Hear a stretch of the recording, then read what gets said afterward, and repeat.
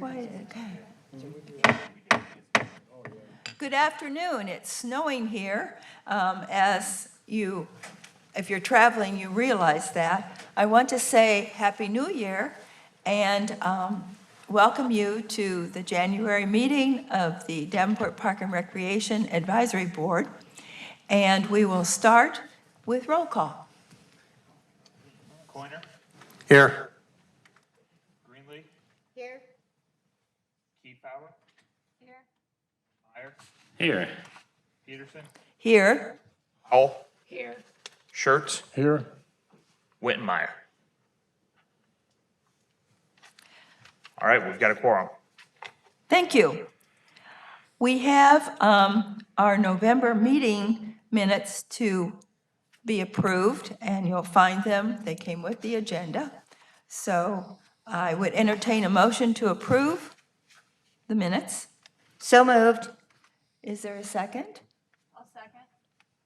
It's been moved and seconded to approve the meeting. That was November 16th.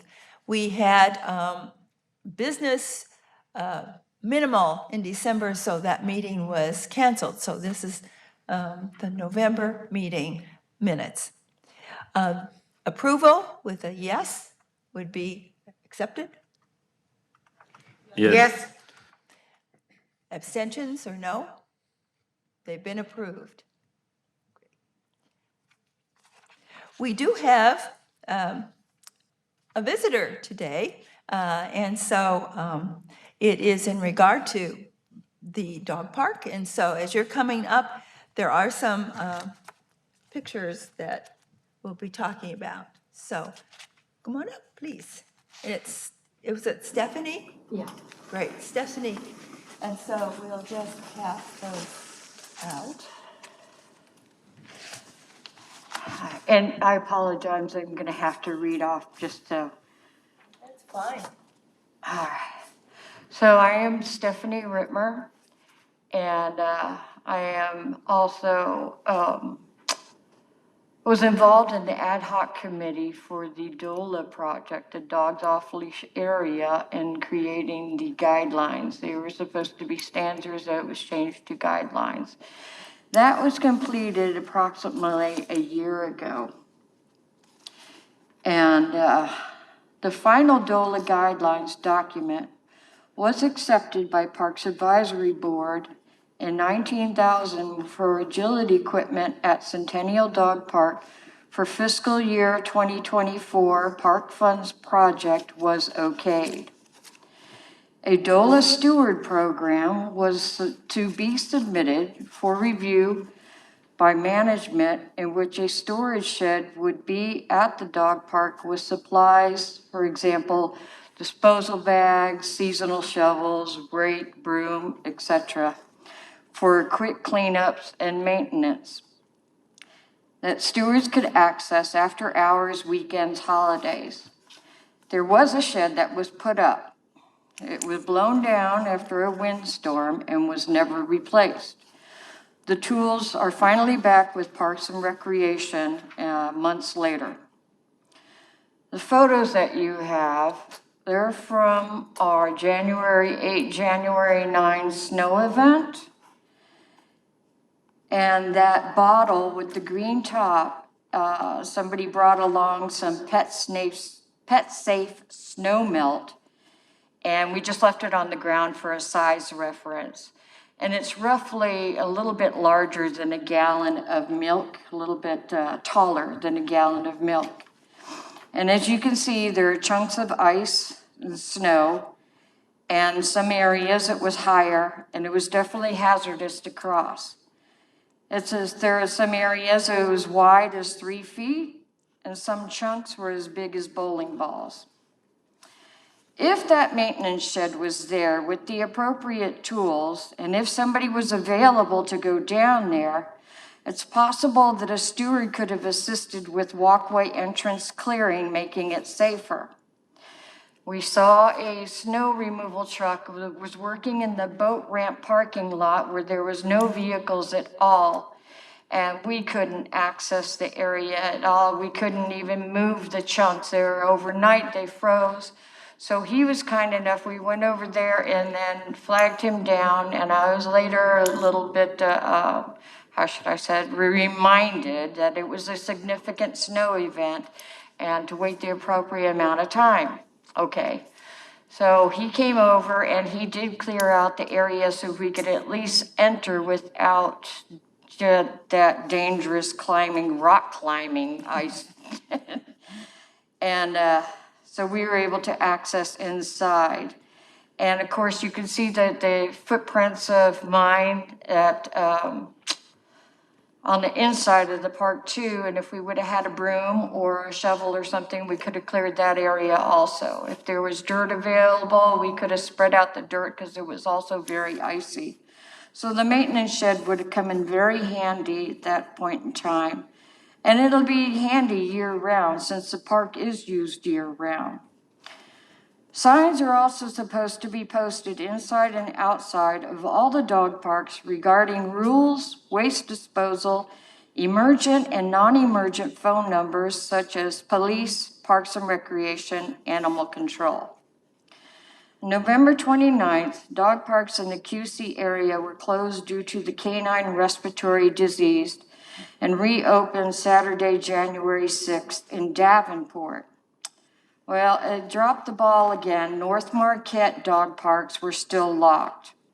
Actually, the dog park happened to open Friday after they completed with the tunnels and berm project that they were doing inside.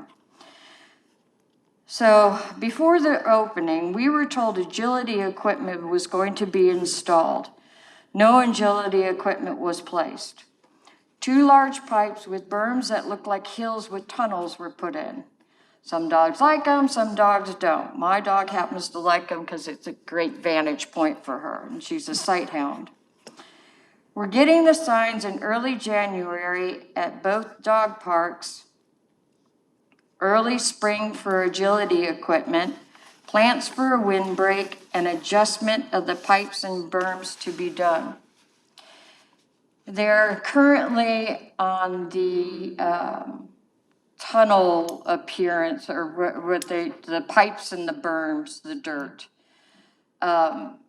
It's a large utility or sewer pipe, and on top there's just a thin layer of dirt and sod on top of it. And it was already starting to slide the very first day that she went up there. A little bit was coming down. It needs time, it needs to adhere, it needs roots. But if that doesn't happen, can artificial turf or something else be used on the top of it to avoid injury from the slippery pipes? Also, regarding the agility equipment that wasn't installed as said, there are suggestions to contact the Scott County Kennel Club for the agility course expertise and also networking with them in hopes that they will utilize the agility course for classes, possible competitions, and that kind of thing, to at least draw them in. And Scott County Kennel Club has a ranked dog show every year, which does include agility and other things. So our question is, what is the status at this time regarding the signs, the agility equipment, the supply shed, the DOLA steward forms and access, and the alternate/adjacent Centennial DOLA area to give the ground some rest, or if it's muddy or something like that, just like alternating pastures. There was talk about that too. You are Stephanie Rittmer. Rittmer, R-I-T-T-M-E-R? Correct. Great. Stephanie, you've brought up a very concise report and appreciated. We have the information, and we have, I don't know, is the former committee still active? It's not active, but we have staff here, and we'll take it in consideration Okay. and appreciate having the photos. It makes real sense. We have this to remind us. So our minutes will reflect this, and we will bring it up, and take it further. Okay. Thank all you right, so much. Thank you.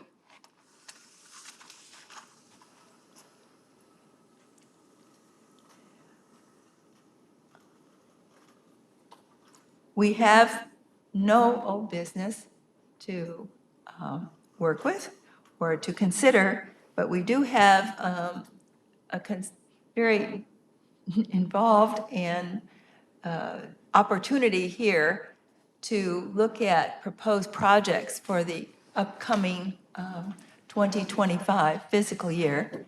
And so with that, we will turn that over to you, Jack. Yep, Right, thank thank you. you. So this time of year, we start the process of the annual park development program. This is the proposed projects, and each one of our division heads will walk through their areas and their projects. One thing to note that you will see the survey link live here shortly after this meeting or first thing tomorrow for you guys to start your evaluations and rating.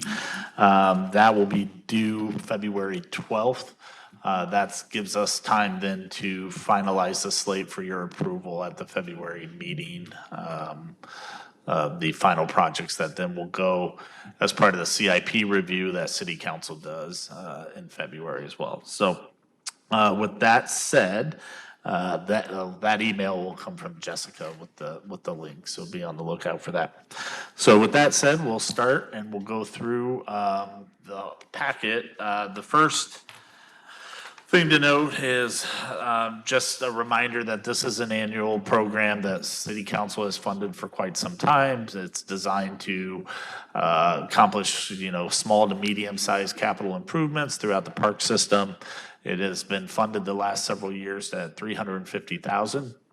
So through public input, staff, and you guys, we come up with a list of proposed projects. We put this together in this nice format and bring it for you guys to review.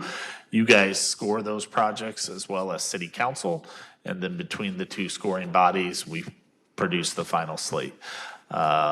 So we'll bring that to you later.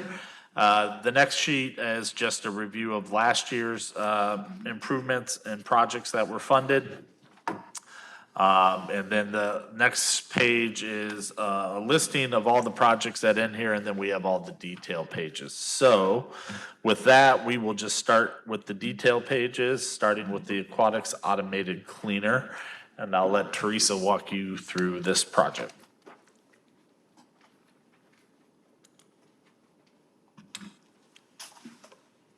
Teresa Hallman, the Senior Recreation Manager.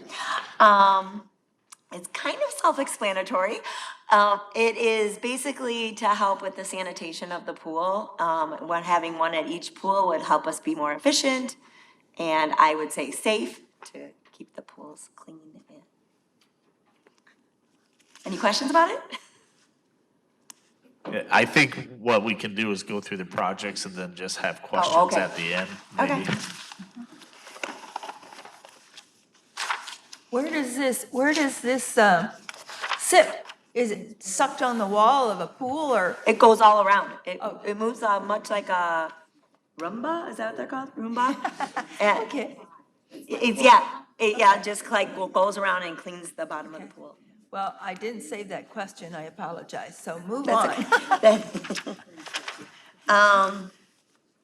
The next one is slide restoration and trying to be fiscally responsible.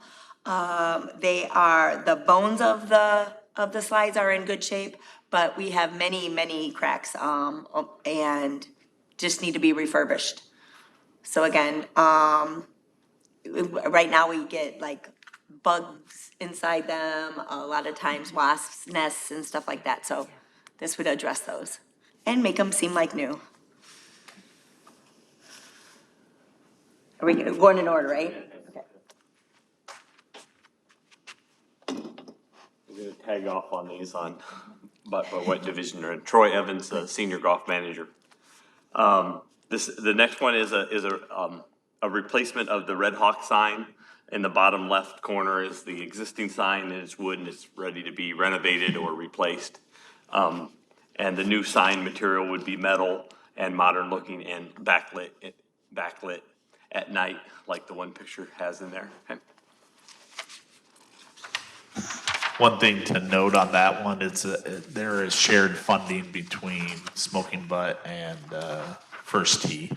And that project has really been driven by those two partners wanting more prominent signage outside of Red Hawk.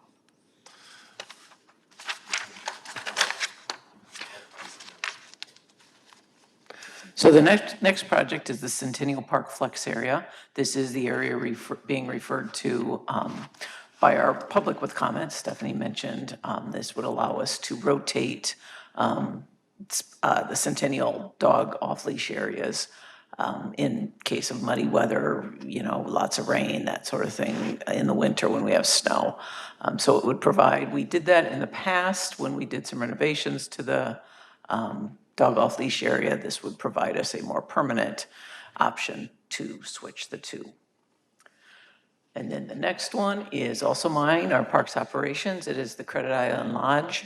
I'm sorry, it is not the Credit Island Lodge restroom. It is the Credit Island Park restroom.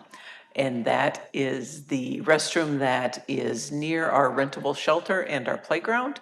That restroom has been underwater often. So we would do similar to what we did with Lindsay Park restroom recently, where we went in, replaced the fixtures, put some sort of epoxy coating on the concrete, paint the walls. It's a lot of cosmetic stuff, but it would make it more appealing from the floods.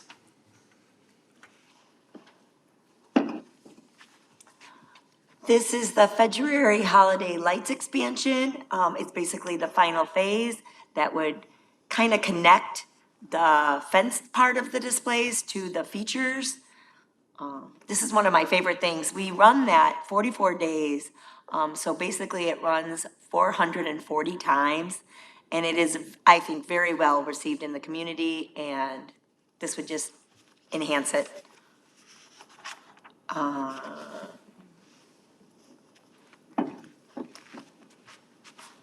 This project is for the E-Mice Golf Maintenance Complex, where we just completed a maintenance building, a new maintenance building amongst the old farmstead that's there, and we still want to keep the old farmstead for storage buildings. Storage is much needed. So this project is covering them all up with new steel, so they basically will all look the same. They'll all look like a new complex altogether in that area.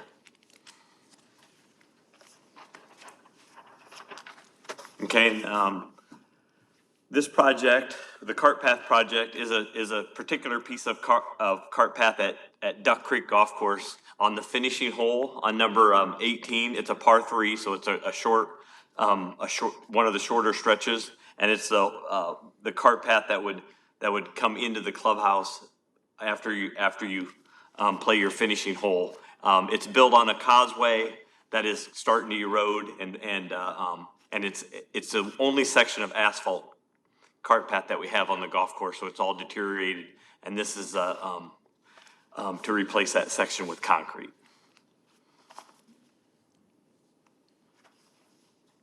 Golf message boards, another project for the golf courses is like you see at modern concession stands and restaurants, to enable us to produce menu boards that we can change on the fly, and that present images and prices that encourage sales and revenue.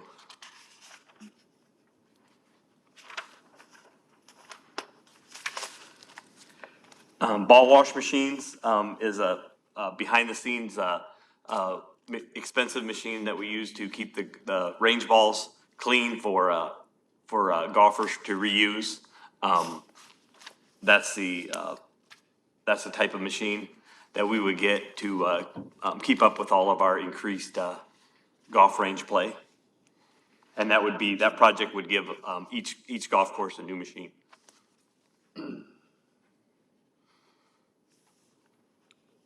Gators, this has come up before, it's been on the list a couple times. We currently lease golf carts, and we have to lease, extra golf carts for the maintenance staff to drive around. And, I just thought this was a good productive, ask for vehicles that get our maintenance people around the best way around a golf course. And that's a very economical, vehicle there that serves all the purposes for our maintenance needs.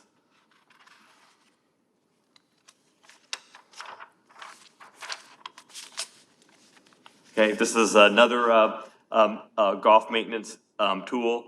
Earlier in this development program, in earlier years, you guys supported the purchase of the tractor that you see in the picture.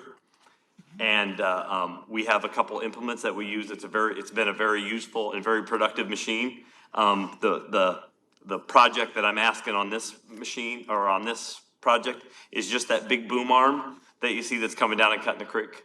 That's a pretty specialty and expensive piece. But as you see, all of our creek banks and all of our hard to reach areas, it would help us keep clean with less labor and more frequently maintained, because we can do it with that machine.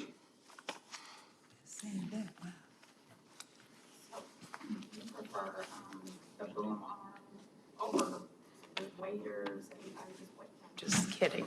Yeah. Okay. Just wanted to check. Yeah, we would prefer sometimes, depending on the temperature. Yeah. And the steepness. Some of our creek beds that we have, that thing will reach a complete, I don't know, what is that, 90 degrees or 180 degrees? So some of our creek banks, it would clean up the weeds without someplace you couldn't stand.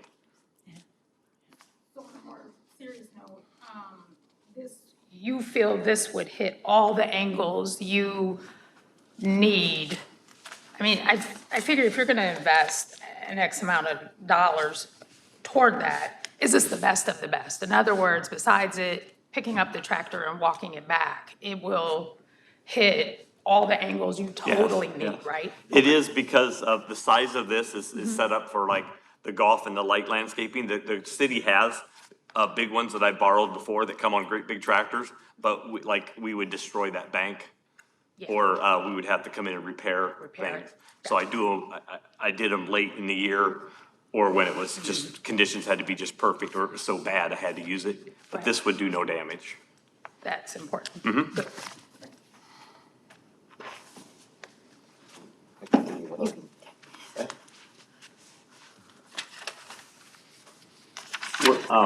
The next project is for the River's Edge. We currently do skate sharpening there. It's a big part of the service. And this is a upgrade on the machines that we have now to make it even more full service, or more, there are more services available, because it does better. It does more options on cutting, without just reading through what I wrote. I'm just trying to remember what we put down. Yes, and this overhead door replacement is the door room where we have two Zambonis now versus one for the second, for the two ice rinks. And it's very necessary when we go through them. Now we're going through them a lot more often. So this project is to put overhead doors that are automatic, so when they go through, they can push a button and it goes through and keeps the cold in the cold and the heat in the heat quicker. And it's easier on the operator to be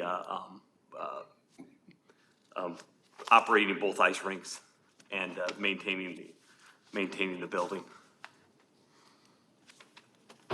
Okay, and I did notice there's a typo on the spreadsheet on this project. It's 7,500, not 75,000. So it's correct on this one, but on the big list, it says 75,000. So it is 7,500. The fountain at Red Hawk, we used to have one there. It quit a couple years ago. It hasn't made the priority list to replace, so I put it on this list to replace. And it is a fountain with the water level on Pine Street, where that pond, that is a fountain you see even from the street. Red Hawk there. So that would be a nice amenity to add, and necessary for water quality, for the irrigation water and for the water. It clears up the water and it's better on the fish and the things that are living in the pond.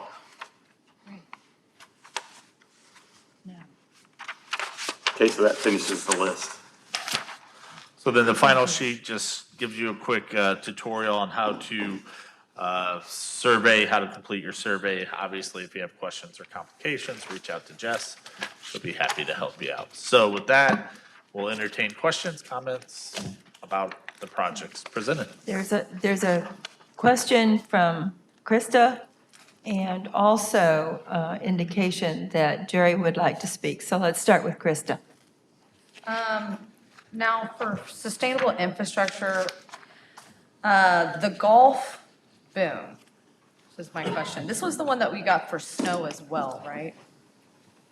I think you got an attachment for snow removal? No, it wasn't through That was the this. same one? Oh, okay. Which one was that? That's what my question was specifically.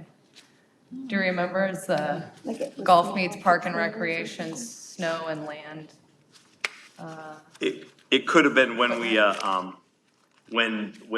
if you were part of the approval on the tractor itself. Okay. It does have attachments that are snow blowers and snow blades.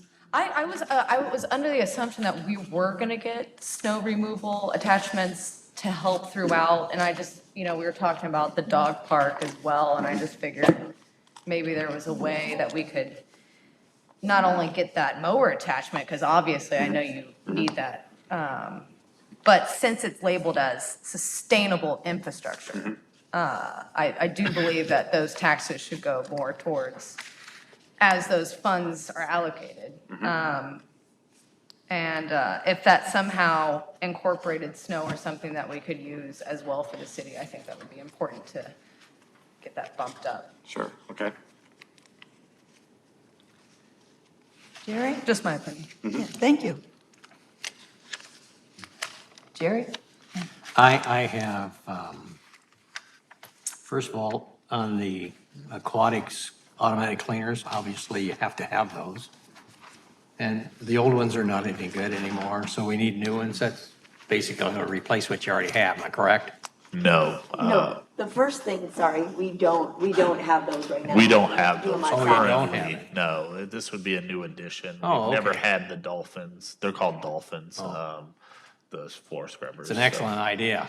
Yeah. Yeah, It's pretty standard operating for most pools. I Yeah, was sort of it is. surprised that we haven't had these in the I'm past. surprised you so. didn't have them. That's why I thought already. Okay, then on the sign, I think that's a great idea too as well. But I think that my concern with that one is not really a concern, is that I see where Butts Barbecue is putting up some money. I don't know how much they are, but I think they should put up more than what I think I see here, because they're benefiting from this from quite a bit. I think they ought to push a little bit more to get a little more out of them, and especially, and the other thing I'm not crazy about, you put a nice sign up there and they still have that trailer out there, sitting out there in the parking lot. Sure. A couple comments or to respond is the sign is just a prototype, just to show you about what we could. I like the sign. What we could design. I mean, the sign can be proportionally put in a lot of different areas. Like obviously the first tee would be a larger proportion than the smoking butt, on the final result. We just put one together for a draft to show. Yeah, I understand. To show what we would do. And on the smoking butt, yeah, I just wrote down that they have pledged support for it. If we decide to do a sign, we would be upping those, getting. Did they make Getting a proportional. Okay. Did they? Pledge to what You we're already gonna talked to build. them about it then? Yes. Mhm. Or if Well, we're, that's 10,000, the $10,000 basically is for what, First Tee and Butts is gonna do, am I correct? sure, but if we were to do a better sign or sell them on a bigger sign, I would expect the pledge to go up as well. I'm just saying that they should put up a little bit more than what they're doing, okay? Sure. And try to get that trailer out of there. Okay, There's, okay, and then, on the, golf building, let's see. You and I discussed, you're gonna recoat that whole old buildings and so forth. It's a structure in that building, obviously, hopefully it's in good shape. yeah, they're all good. We, if you notice, there's a new roof on the, Yeah, I know on there the one is. from the derecho, so it's protected and it's, yeah, the bones are real good in it. So it isn't the point, you went through the structure, because it does need cleaned up Mm-hmm. and on the outside, but is there any way that you can rearrange that so where you can get in and out of that building a little easier? Yeah, we're, part of that is adding doors in better spots too. Okay, the doors was my concern, because if Yeah. you wanted that piece of equipment that's way in the back there, you have to take everything out to get it. No, we're adding a couple doors on that bigger Okay, barn. all right, okay, cool. And then these, golf menus, and that's gonna be inside our new clubhouse? Is that what that This is? project is included the other, just only the other two golf courses. Oh, 'Cause just we the other figure two. the clubhouse, the clubhouse development itself will have that, you know, as part of the Okay. building when we build it in. Okay, all right, So this is putting them at Red Hawk and at Duck Creek. Okay. For now. okay. And where are you gonna store those, ball cleaners? They won't be sitting outside, will they? No, they're usually stored in the back room where, each golf shop has minimal space for it, like Duck Creek or Red Hawks, or I'm sorry, E-Mice, you don't see it. Yeah. He puts it in the storage Okay. shed and we have indoor storage for them all. They're just usually sitting out a lot because they're used, when the golfers start using them, we gotta get them out and use them Yeah, to keep the balls rolling through. okay. I was just wondering, because sometimes, if you leave something sitting out there, it may not be there tomorrow. Right, yeah. Especially Haven't had something one of those stolen yet, but Okay. I'm sure it could happen. And I think on the arm on that program, you already have that, right? I have the tractor. You don't have the arm? I don't have the arm. I have other implements that we Oh, that we because use. I've been looking at the golf courses, and it looks like you're doing a pretty good job of cleaning that all up down through there. Yeah. And I yeah, thought you they- had the arm already. No, they do it by hand. And They do? Yep, they do it by hand, and this would be a little easier for them to come through there and clip it down or keep it maintained Yeah. regularly. I'd give them something else to do rather than have a machine do it. Yeah, let a machine do it. It's a great idea. And at Duck Creek, we got a lot more deeper ones Oh, because yeah, because the Duck Creek bank is a Yeah. lot farther down, where there's still reach that. yeah. Are we On- good? Oh, go ahead. On the ice repair or the skate repair, is there a charge for that? Or do you guys do that? Okay. And then I think the last thing that I have is that I think it's a great idea to put that fountain back into the lake out there. I think that's a great idea. The better we make these look, the better off we are. Very good. So thank you. I appreciate what you're doing. Well, thanks for your support. Thank you, Jerry. Arcel and Farah have comments. So Arcel? Troy, just a quick question on the signage. Is there gonna be any consistency with the other courses? Or plans to replace or put a sign similar to that? Not at this, if we were getting them soon enough, we would try to sync them up to a style. We would also, look at some of the city requirements that they might have, that have to be, in a city zone, you know, they have to have a certain requirement as well. So all that would be, usually I'm not afforded all three signs at one time. So it could be 10 years, 11 years before we do a sign like at Duck Creek. So the style, could be different. I mean, the desired style would be different. Otherwise, we would try to keep them the same if we could. Thank you. Farah? So, okay, I have a couple questions. One is, has to do with the signage. So my question is, Red Hawk is the only one that pairs with an outside entity. Am I correct with that? E-Mice does as well now with First Tee. With First Tee, okay. So my not necessarily, I'm not saying First Tee or even Smoking Butts that they're going anywhere. But I'm curious to know, are those signs, are they able to be removed Yes. if it did? Yes. Those are panels. Yes. So if, Smoking Butt and we parted ways, we could take that bottom panel on any sign we make, will be built that way. Okay. So that'll be a separate panel, so that'll be able to be, it'll be in a separate section And of it's- the yeah, sign for that yeah. reason. For that Yeah. way we can change it, maybe there's a new vendor, and we can have just that part remade Okay, okay. if necessary.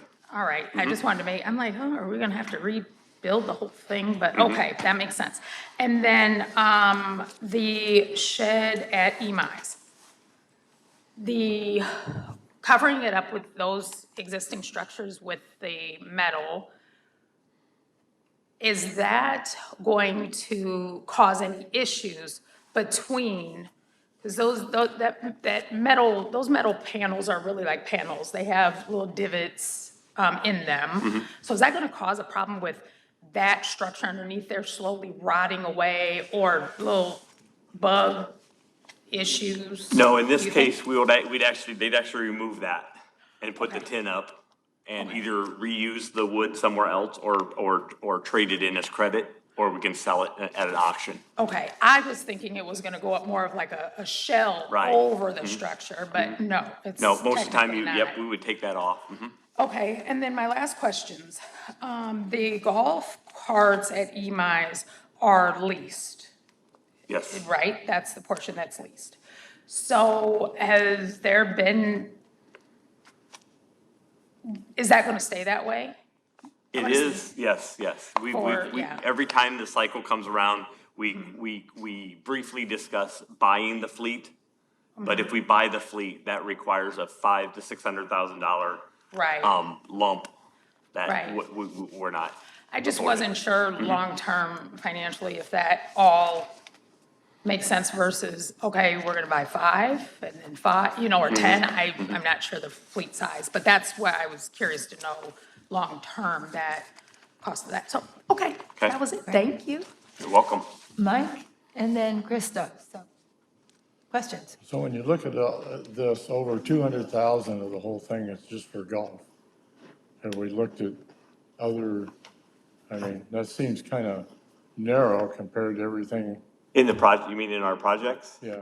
Well, I also spoke for the two that were at River's Edge, the two projects that were at River's Edge. And, there was a couple, there's 3 or 4 parks and recreation ones. Is that what you're asking? Yeah, yeah. I added up everything that's golf, and it's Right. like 200,000. Oh, okay, yeah. This is what was submitted for projects. Every division had an opportunity to submit, and a lot of our park-related stuff are usually higher dollar price tags. We've done a good job in recent years of replacing playgrounds, and we're actually caught up. Typically you would see a playground in this or two. And then if you consider the ARPA dollars we received, we were able to accomplish a lot of park-related stuff out of that funding that might normally come into this program. So, Just on the survey, it makes it look a lot better. yeah, it is, and it's very golf-heavy, yeah. Yeah, those are just based on council pillars. We try to tie or line up the projects with a council pillar. There also is an opportunity to submit, as a member of the advisory board, other things for consideration. And so this is our opportunity to do that. So think about that. So it's not to cut people off, but maybe there is something that someone on our advisory board has that needs to come forward. So keep that in mind. Mike, other comments? Just one more point, though, is a lot of the projects in the past, from recreation's point, is we don't have as much infrastructure, obviously. And our smaller asks that we've had done in the past has been asked for us not to do that, to find other ways of making those, like, if it's less than $5,000 and gonna be reused, they don't wanna fund it this way. They've asked for us to look for other ways to fund it. And the finances asked that because this is general obligation bonds. And it doesn't make sense from a tax responsibility and a debt responsibility to finance and pay interest on smaller dollar amounts that can be funded through operation or general fund dollars. So, yeah, like in the past, you may have seen like junior theater lift would be an example. It was like $5,000. That's stuff we should be able to fund through operations and not necessarily a capital program that is bonded. So that's a change to this program. Krista? Question? Comment? Okay. Chris? Linda. Oh, okay. Well, my question is on the golf range ball washer. Could you get companies to sponsor, like Estes to sponsor one, another company to sponsor one so that you could get, that you wouldn't have to put? There are sponsorships, like you can get like a name on the range ball. Yeah. If we don't do that at this point, it hasn't been, and that they wouldn't necessarily sponsor the cleaning. The cleaning is basically just an operational. But I mean, to pay for the machine itself.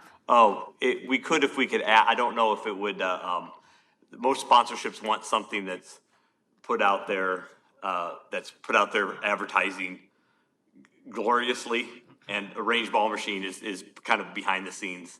Most places you don't see them. The reason,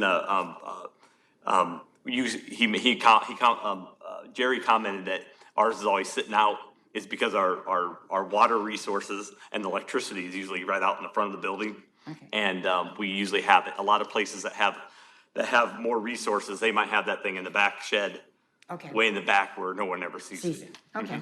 I just thought of a And that would be suggestion. preferable when we can move it there, when we can get our water sources back there, with some different facilities. It'll work out that way, and you would never see it. Okay. Good question, though. Thank you.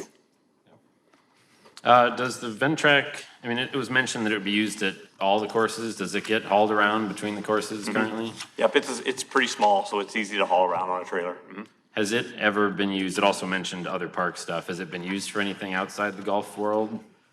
Or would this help it be used, or would this make it too busy to be used? It hasn't yet, but we've asked and we've offered it, and we have considered it for projects like cutting sod, or if they do have a steep bank that, something that we can touch up, it would be available, but that's just between us and Parks Operations. We talk, we share equipment, different other pieces all the time. Right. Mike? And then Krista? You mentioned money not going from one thing to another. Now, like the walking track at Wayland Park never happened, and that was like $50,000. So is that being used somewhere? The walking trail will happen. We just have to go back and the issue is that the bids came in too high for what our funding was. So we will be rebidding that soon. We revised the plans a little bit, so that money has not been reallocated. All right, because, yeah, they delayed it in the very beginning. It never happened, and then all these things. So I was just beginning to wonder if it really will.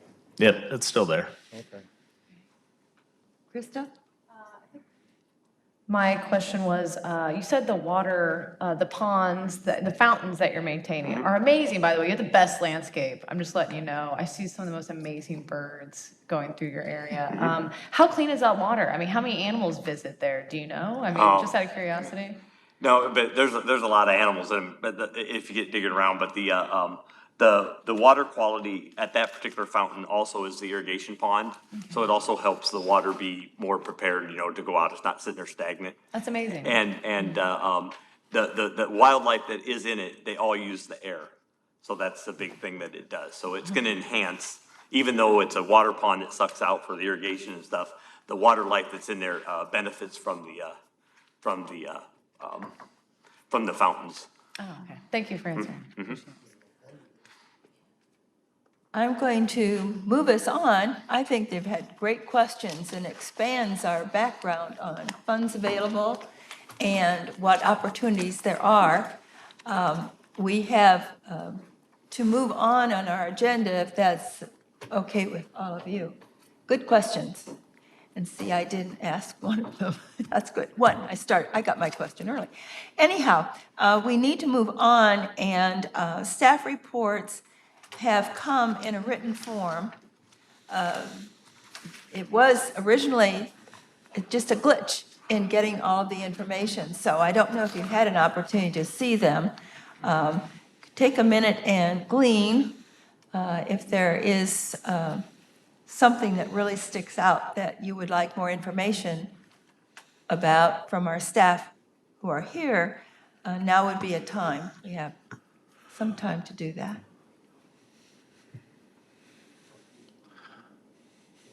Madam Chair, if I Yes. could just give the director's update. I know it's a staff report. Oh, please do, But yeah.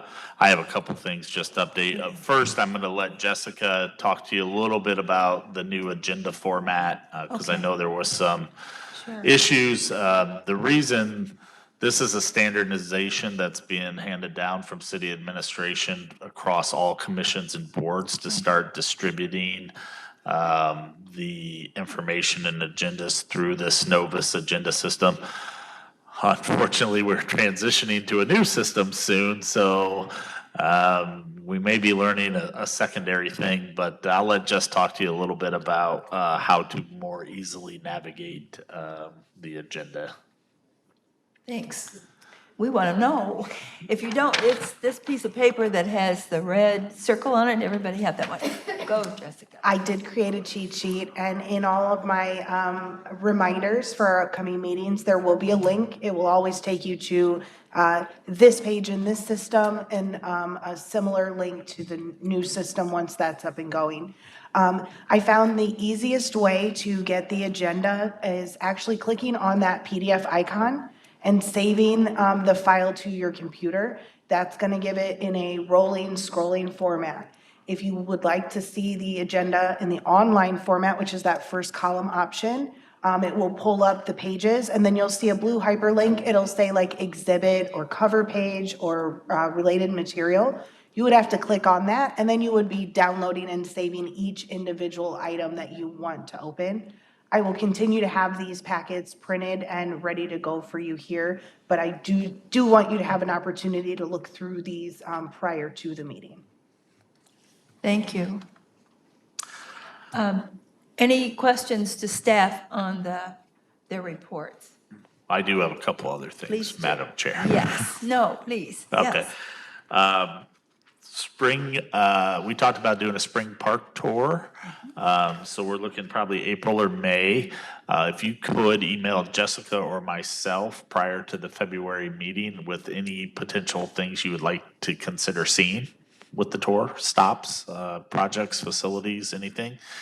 That'll help us sort of put together a list for that tour. The other thing, couple other things, you may have seen in the recent council, last night's meeting, there was an agenda item on a conditional conveyance of the Annie Whitmire property. This has been a very rapidly moving thing that has started most recently this past December, and we didn't meet in December, so I apologize not giving you any information prior to this, but we will be having we'll be having an information input meeting on January 27th with the Junior Theater Inc. and Junior Theater stakeholders to discuss how to best plan for the future of junior theater. If this conveyance goes through and the property is given to the developer, we will have to find a new site for junior theater. So we're starting that planning process now. And you guys are more than welcome to attend, and we'll keep you abreast of the situation as it proceeds. So I just wanted to give you a little background on that and what's going on with junior theater.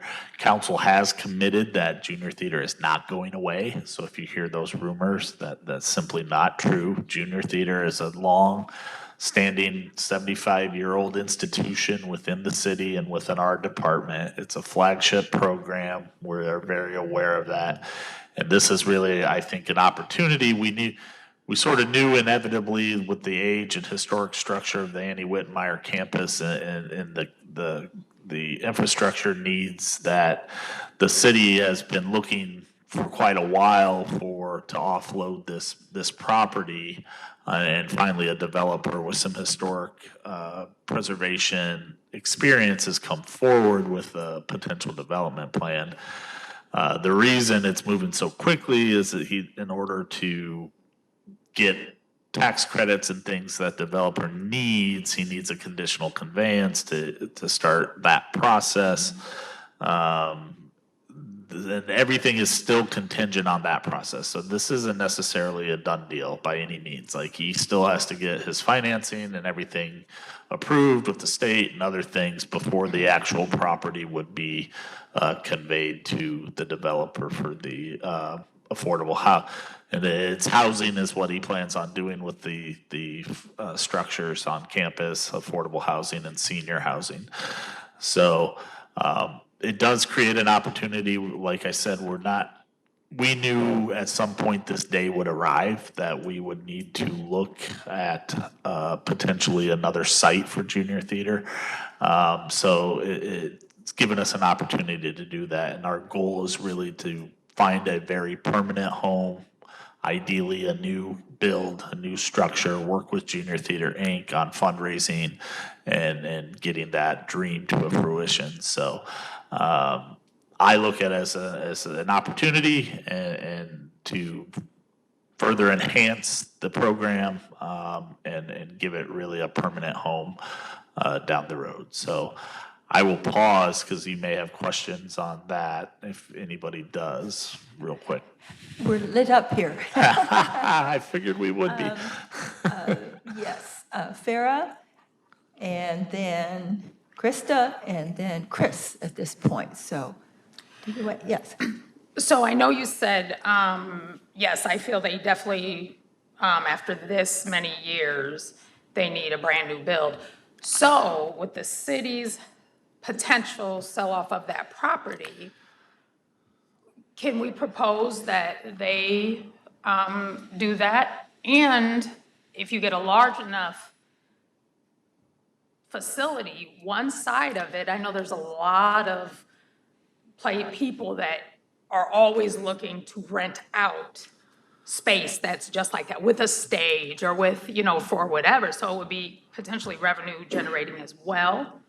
So that would be my first question. And the second, does it affect the pool if they sell that? Yeah. So to answer your first question, yeah, if a new facility is built, there'll be definitely revenue opportunities and rental opportunities. And it does not impact the pool. The pool is not part of the conveyance, so the pool would stay.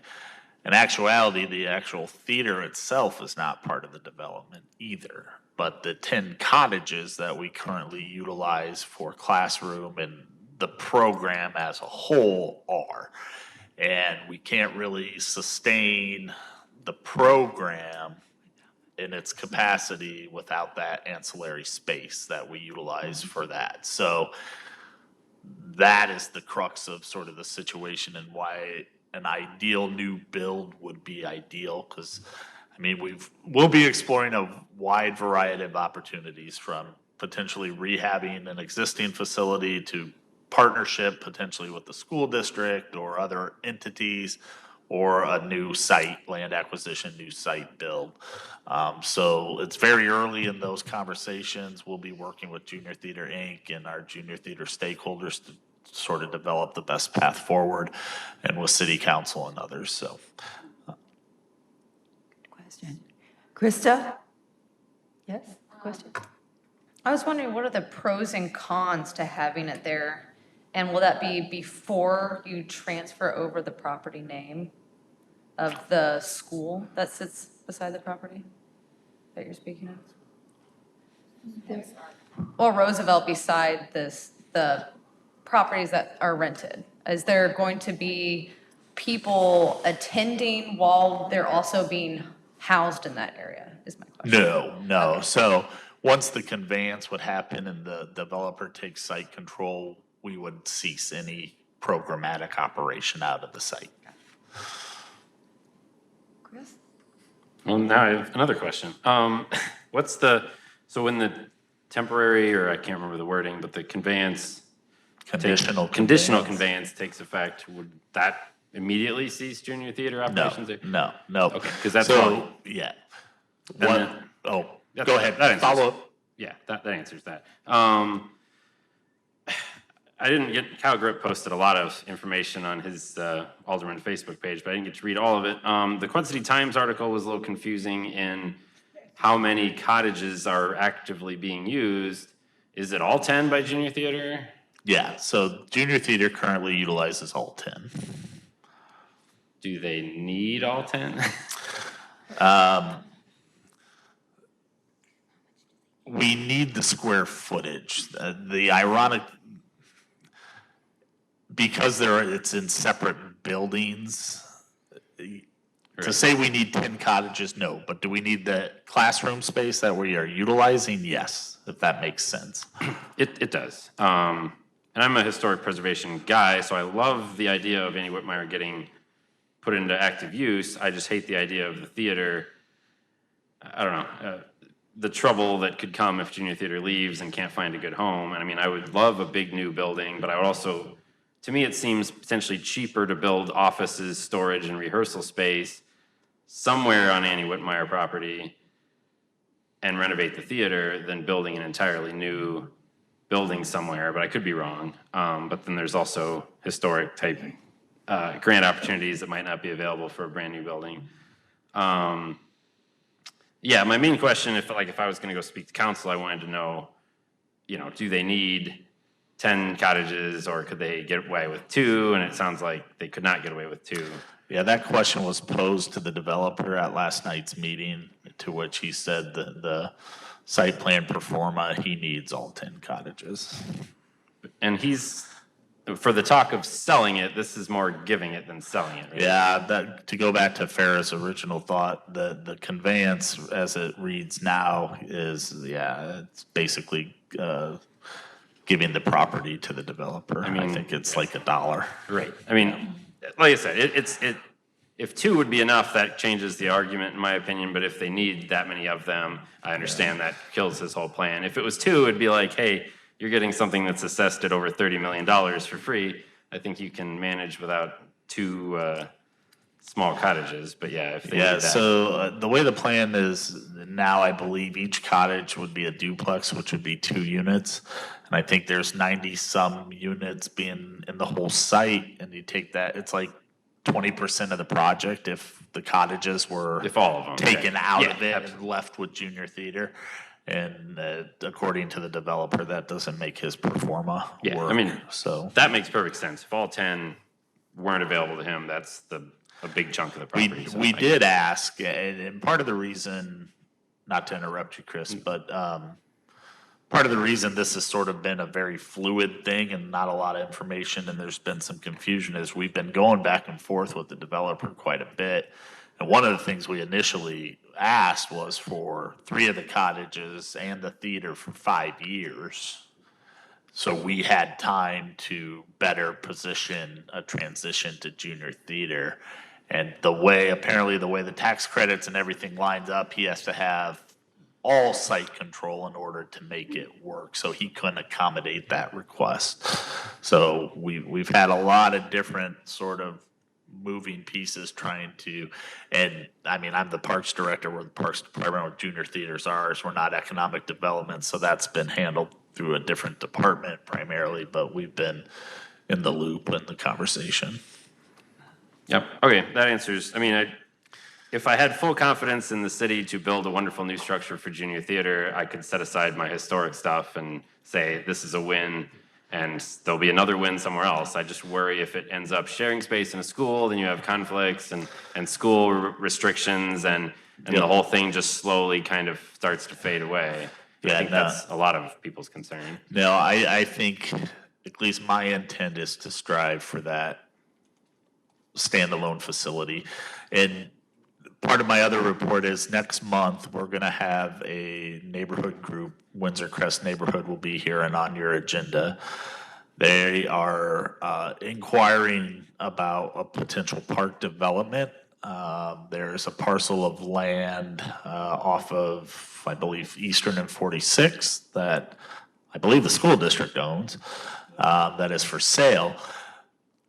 So in my mind, there might be some collaboration win-win because there's a park deficit in that area. We're in need of a land for a new facility. You know, there may be some connections that might come out of that, that would be a win-win for both that neighborhood and for junior theater and that part of the town and the park system. So we'll see. We'll see how that develops. That might be the path that goes forward. In moving, can I ask one question? When you said a January 7th meeting, where is that going to be held? January 27th. It'll be at Junior Theater in the main theater building at 1 o'clock. Thank you. We're looking at the clock, and I know you have a commitment. I have Chad. one more real quick update, because in case you didn't notice that, you might have been asking why Teresa was talking about River's Edge and why Troy was only talking about golf. So we recently did some shuffling and reorganizations of duties. I did as the director within the department. So the Revenue Facilities Division, as you once knew it, is no longer. Troy is just overseeing golf currently. Teresa has, and the recreation team have absorbed River's Edge under their, and a secondary or a third or fourth division within the Department Admin Services was created, and Becca Niles is now the senior manager in charge of that. Along with that, we were able to work with the ops budget we're going to be able to hire 3 new full-time employees coming up this spring, and we promoted another part-time employee to full-time as well. So some significant operational shuffling, but everything that I think points to a more efficient and well-run department. So just wanted to update you on that. A lot has happened, that's for sure. You take a month off and a lot happens, Yeah, right? yeah. So, Well, and with that, I'm done with my report. So Okay, feel free to thank you. ask questions about staffs. yeah. Do we have questions? I just have a comment that I want to include, and you notice under the park operations, it Wendy. clearly says. Can I interrupt you, Madam Chair, one more time? Sorry. That's okay. Okay, you're all aware that Miss Betsy Tubbs Well, is that's what retiring. That's what I'm focusing on right now. This is her last meeting, but her replacement has been hired, and it was an internal candidate. Our park manager, Billy Fisher, will assume the role of senior park operation manager upon Betsy's departure, so.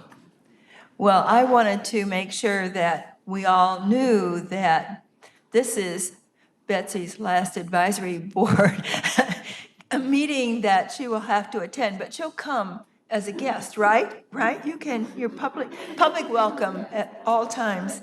But I wanted to just say that send out a big thank you to you for your contributions and dedication to the Davenport Park and Recreation program. And it just has kind of really done some blossoming recently, just when you took over those operations. So thanks so much. Thank you.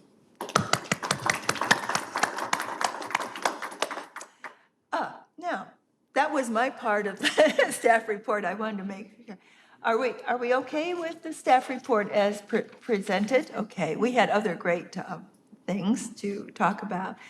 Advisory time is now on the agenda, and so we'll have a few minutes for our comments or, discussions. So Krista, I see you have.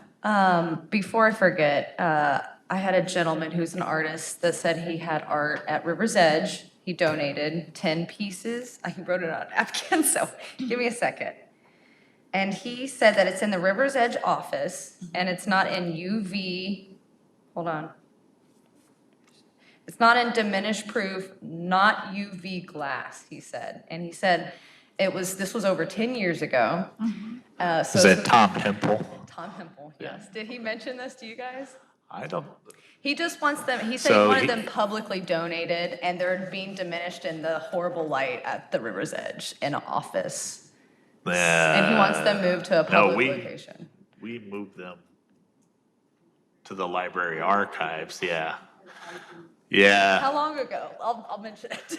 well, he didn't donate them either. We bought, there's a long story. Okay, so they're already at the library. We've archived them. They used to be in one of the rooms, the old large conference room. They were displayed for a long time. It was actually a project of Park Advisory Board way back when. The idea was, maybe Wendy knows more, because it predates me, they were gonna use them to fundraise or sell prints. They commissioned Yeah, and him there to was do them. also a calendar. There were lots of things to do them and printing them for sales. Yeah, we tried to work with the independently, Figgy to get prints in and, yeah, so to protect them, because they weren't on display, they've been archived within the public library's archives, so. I'll let them know. Okay, thank you That's for the good. follow-up. That's good. I would like to make sure that we have some discussion next time on the dog park as presented. And so I think it would be great to maybe have, a reactivation of the committee, or part 2 or part 3, to have further discussion on where we are now and how the parks have been impacted, you know? So those comments, I think, trigger our need to, keep making that the best, and at the same time, we're getting the smaller one at the same time. So there's a lot of dog park interest, so. If we could regenerate some further discussion, because we have some information now, and, report backs could happen. Okay. Anything else? We're quiet now. That's what I had in mind. You might want to, one other thing was the Learn to Skate and the skating information is in the staff report, and what I wanted to say is that there's been a change. I had the comments about what's going on for the existing former ice world. Is it called World Facility? I hear, yeah. The World Rink and Yeah, the North the World American Rink. What is the plan? And Public Skate has been, really the schedule is increasing, more public skate. And the Learn to Skate with homeschoolers is also going, and the new sheet of ice is being used for that. And so it's quite active. So I think there's been some movement now that we've got some of those things in place that I wanted to report. That's from my observations of being down there. I'm hearing that we're exhausted. So I have a snow shovel if you need one, or a brush for your, yeah. I'd just like to say thanks, Betsy, that all the work you've done, and I asked her a question the other day at her retirement party, is that what is she gonna do after she retires? Are you gonna go back and enjoy the parks? So if you'd like to give these people a statement of what you're planning on doing, I'd appreciate it. So number 1 on my list is to take care of my grandbabies. Yes, yes. And yes, I will thoroughly enjoy the parks, and it will be fun to go and not look at them critically like I have for the past years. That's the way it should be, that's for sure. And great smile on your face. The seriousness is gone. So I would entertain a motion to adjourn this meeting. I make a motion, we adjourn. Okay. Second, it's been moved and seconded to adjourn this meeting. Aye, do I hear that? Aye. Okay. Okay, this meeting has been adjourned and put on your calendar February 15th, same place. So have a great month till we meet again. Thanks.